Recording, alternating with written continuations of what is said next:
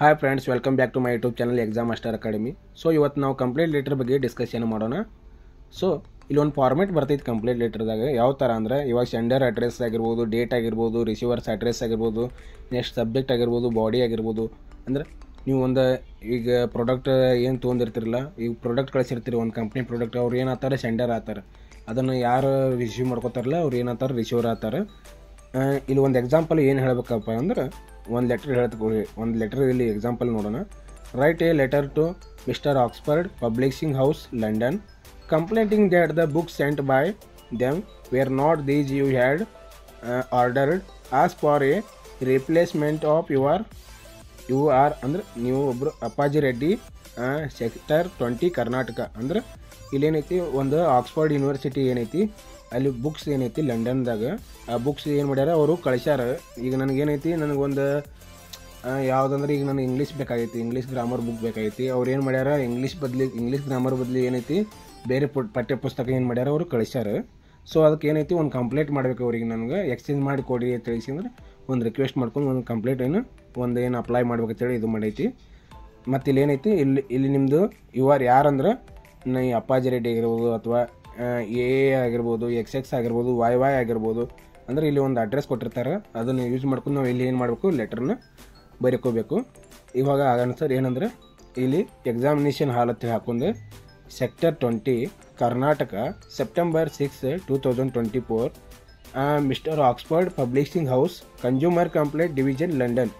So ಅಂದರೆ ಈಗ ನಿಮ್ಮ ಏರಿಯಾ ಏನೈತಿ, ಈಗ ನಮ್ಮದು ಏನಾದ್ರು ಕರ್ನಾಟಕ ಐತಿ, ಕರ್ನಾಟಕದ ಯಾವ ಏರಿಯಾ ಇವಾಗ ಬಿಜಾಪುರ ಐತಿ, ಸೆಕ್ಟರ್ 20 ಅಂತೇಳಿ ಬರ್ತೈತಿ. ಅಂದರೆ ಡೇಟ್ ಹಾಕೊಂಡೇವಿ ಇವಾಗ ಸೆಪ್ಟೆಂಬರ್ 6, 2024 ಹಾಕೊಂಡೇವಿ.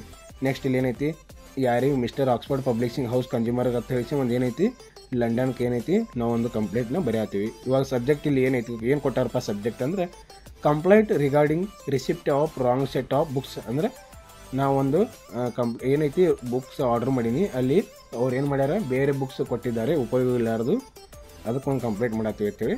ಸರ್ ಅವ್ರ ಮೇಡಮ್ ಅಂತೇಳಿ ಒಂದು ಹಾಕೊಂಡು ಕೇಶನ್ ಏನು ಮಾಡಬೇಕು. On September 1, 2024 I bought a book set ಅಲ್ಲಿ ಏನೈತಿ order number 000141 to be delivered to the Karnataka sector 20.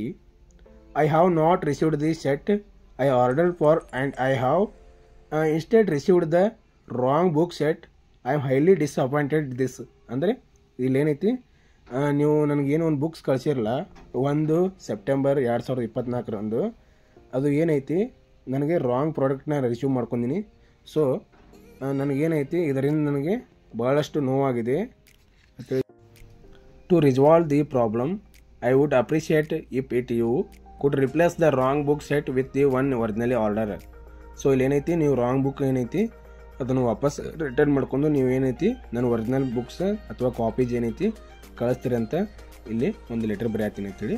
Please let me know at soon as possible what action you purpose to take.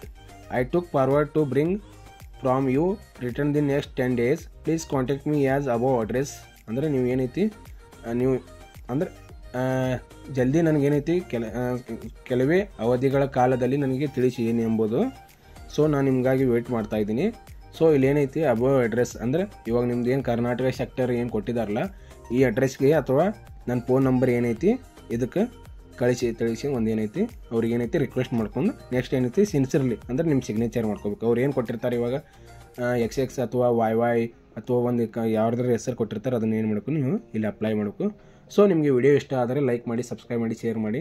ನಿಮ್ಗೆ ಇನ್ನೂ ಇದ್ರ ಬಗ್ಗೆ ಅರ್ಥ ಆಗಲಿಲ್ಲ ಅಂದರೆ ಕಮೆಂಟ್ ಮಾಡಿ ತಿಳಿಸಿ. ಧನ್ಯವಾದಗಳು.